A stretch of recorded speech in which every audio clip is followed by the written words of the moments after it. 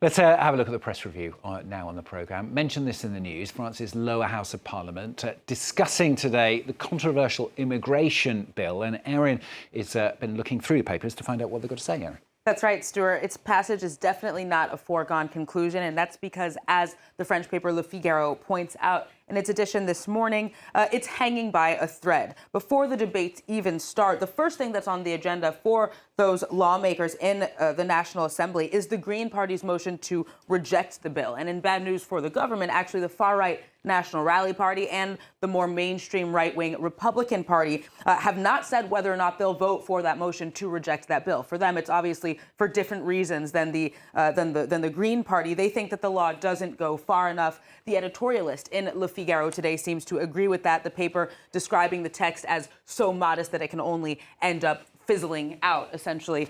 Left-wing paper L'Humanité has a totally different take, the paper arguing that this so-called Darmanin law puts 40 years of demonizing immigrants into practice. The text, as a reminder, reinforces mechanisms for deporting irregular migrants. It hardens rules for obtaining residency permits.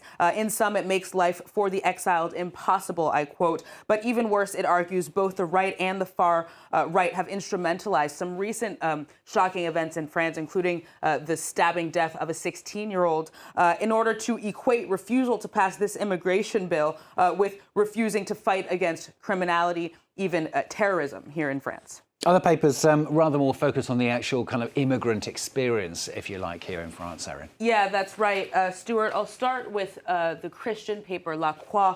Under the headline Words from Immigrants, it chooses to focus on those who are, of course, the most affected by this law, the immigrants themselves. Now, they've chosen four different profiles of immigrants in the spread this morning: an undocumented immigrant, a single mother, a health worker, and a French citizen who is the child of immigrant parents. It's a multifaceted look then at what the immigrant experience looks like in France. Some of the main takeaways center on the very complex administrative hurdles that people have to go through in order to obtain documentation, even when they've been working here for decades, contributing to the social security system. The importance of the immigrant workforce, again, including the undocumented immigrant workforce, to numerous sectors across France, including public transport. And then, of course, this feeling that they constantly have to prove themselves, to prove that they're worthy of staying here in France. Now, Libération, for its part, actually chose to focus on people who have dedicated their lives to helping immigrants,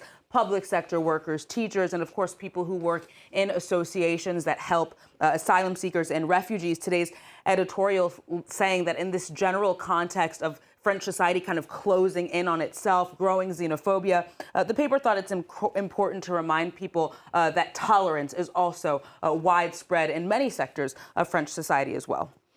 Let's change gears now. There's more fallout from last week's congressional grilling of university presidents about anti-Semitism, if I can say it, anti-Semitism on campuses in the US, Erin. That's right. The head of the University of Pennsylvania, Elizabeth McGill, resigned over the weekend after she struggled to answer a question over whether or not calling for genocide of Jews would violate her school's rules. The New York Times details how Republicans have essentially seized upon this moment to capitalize on a major conservative talking point over the past couple of years. And that's what they perceive as political correctness, wokeness, if you will, on American college campuses. So Republicans, the paper writes, the anti-Semitic speech and sometimes lackluster responses from the heads of these universities offers an opportunity to, quote, flip the political script and cast the left and its institutions as hateful and intolerant.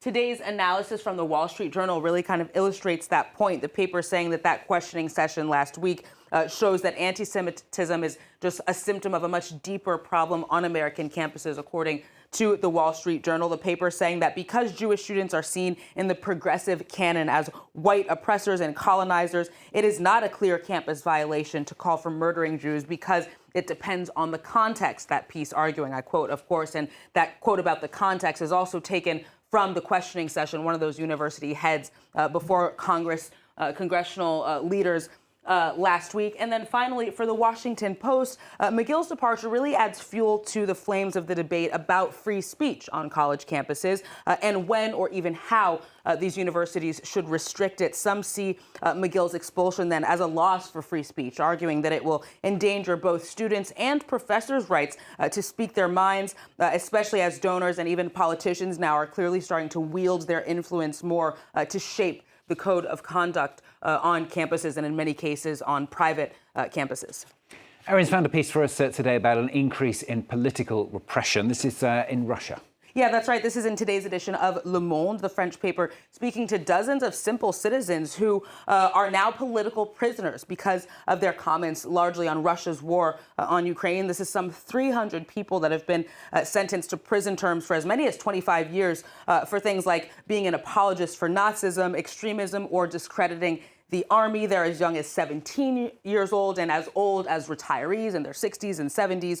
No one is spared, according to a rights activist quoted in this piece. Le Monde says that, like during the Soviet Union, judges, prison workers are increasingly using punitive psychiatry, while many of these political prisoners have also reported torture. They've been refused access to health care. The rights worker quoted in this piece also saying that the Kremlin is engaged then in two wars, one against an outside force, Ukraine, and one against its very own citizens and all of those who are resisting that war in Ukraine.